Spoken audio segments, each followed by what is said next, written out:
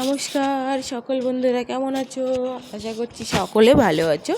তো আমরাও ভালো আছি। তো আজকের হচ্ছে বৃহস্পতিবার, আর আমি দেখো স্নান করে একদম রেডি হয়ে নিয়েছি, ফুল লুক একদম একটু রেডি হয়েছি, কারণ আমি একটা জায়গায় যাচ্ছি। তো চলো কোথায় যাচ্ছি কি তোমাদের সাথে দেখাই।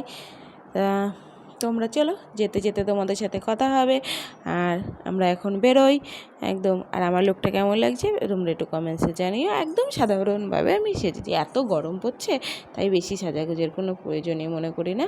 তো তাই বলে ওই যে ঘরে তালা লাগিয়ে দিয়েছি। এবার আমরা ছেলে আর মায়ে বেরিয়ে পড়লাম ছাতা মাথায় দিয়ে।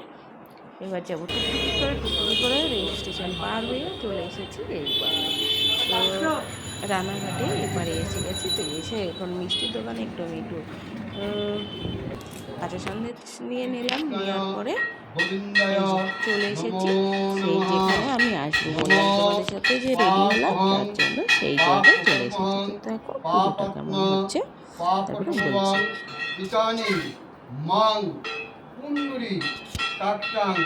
সর্বপাপ হরহরি নারায়ণ শ্রীকৃষ্ণরে নারায়ণ শ্রীকৃষ্ণরে।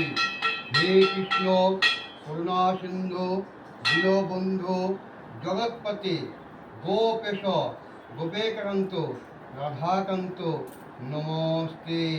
নম কৃষ্ণায় গোবিন্দায় বাসুদেবায় নমস্তে। প্রণাম করা